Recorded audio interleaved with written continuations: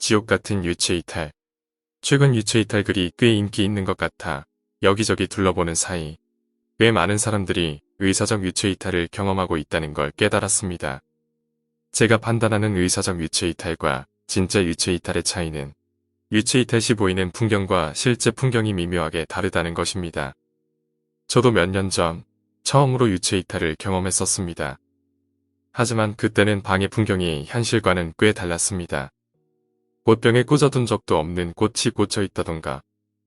이건 꿈이라고 생각해 저는 아파트 베란다에서 뛰어내려 봤습니다.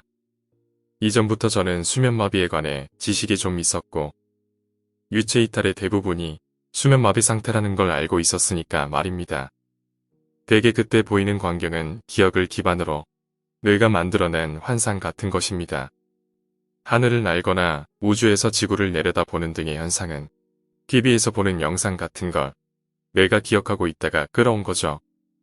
그렇기에 아파트 베란다에서 뛰어내린 경험이 없는 내가 그걸 시도하면 어떻게 될지 시험해 본 것입니다.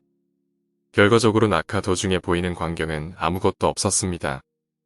베란다에서 뛰어내린 경험이 없으니 뇌에는 그런 광경이 저장되어 있지 않고 그걸 무리하게 만들어내려고 해봐야 정보가 부족하니 아무것도 비치지 않는 게 당연하죠. 그래서 나는 이것 또한 생리현상의 일종이자 뇌의 오류라고 판단했습니다. 신비체험 같은 게 아닙니다. 그 이후로도 한 달에 한 번 정도 자연스레 유체 이탈을 경험하곤 했습니다. 하지만 나는 그저 리얼한 꿈 정도로 치부했죠. 의식이 완전히 유지될 뿐 아니라 벽을 지나다니거나 순간이동이 가능한 건 다른 사람들과 매한가지라 그리 드문 경우라고 생각하지도 않았습니다. 내가 유체 이탈하는 패턴은 이랬습니다. 첫 번째, 위를 향한 채 잠든다. 두 번째, 온몸에 힘이 빠지고 갑자기 몸무게가 느껴지지 않는다. 세 번째, 온몸 안쪽에서 강렬한 노란 빛이 가득 차 그 빛이 내 본체라는 감각이 든다. 네 번째, 육체적인 만능감이 느껴진다. 다섯 번째, 상반신에서 고속으로 영혼이 빠져나온다. 이런 게 눈 깜짝할 사이에 일어나는 겁니다.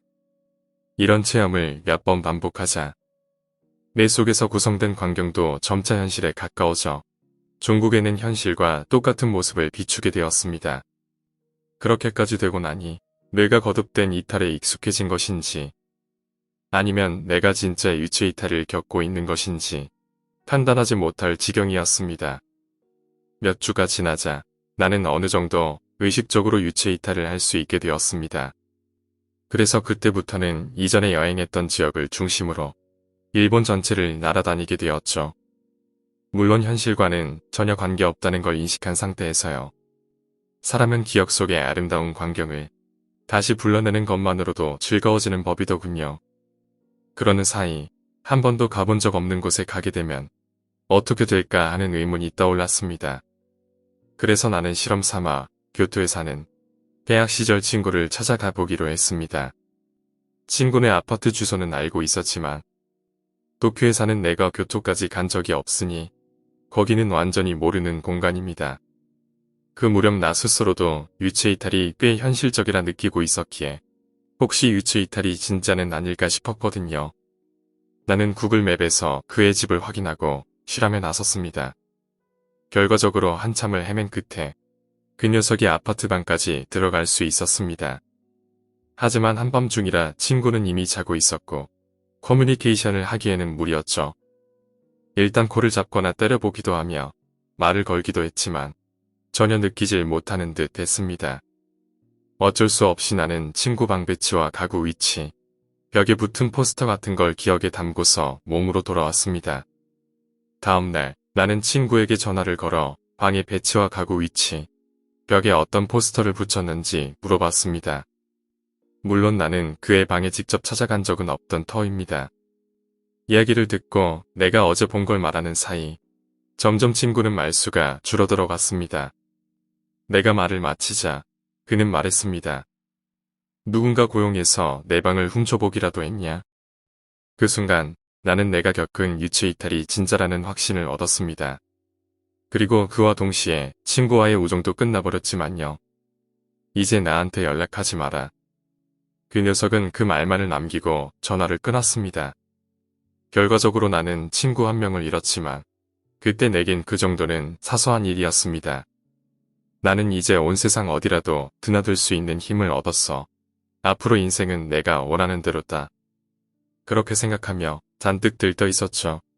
하지만 그 이후 내가 생각해낸 건 비열하기 짝이 없는 짓이었습니다.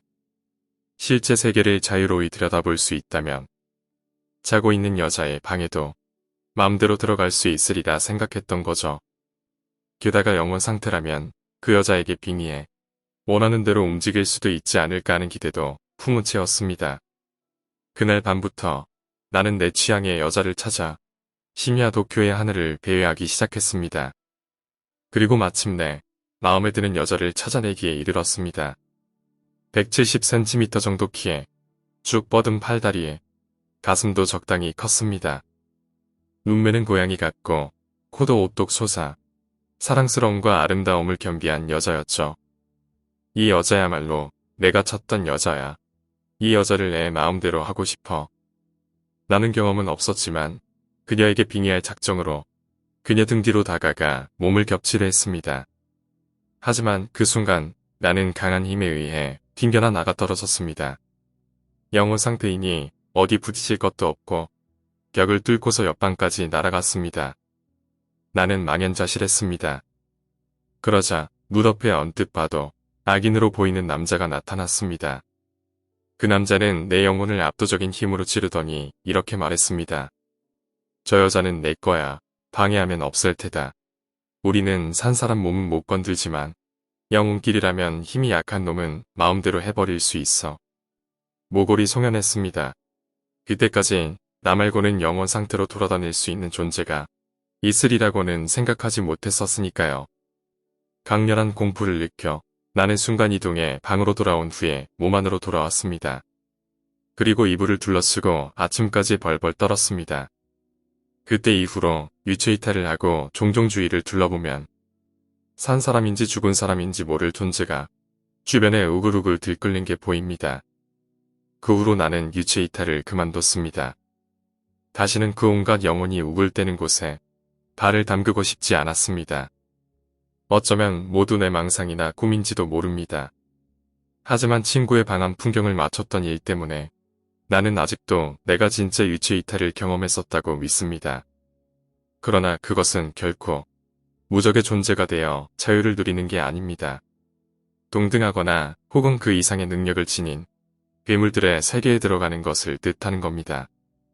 여러분도 만약 나중에 유체이탈을 경험하게 된다면 그걸 잊지 말아주세요. 오늘 이야기는 여기까지입니다. 오늘 이야기가 재미있으셨다면 구독과 좋아요 부탁드립니다. 감사합니다.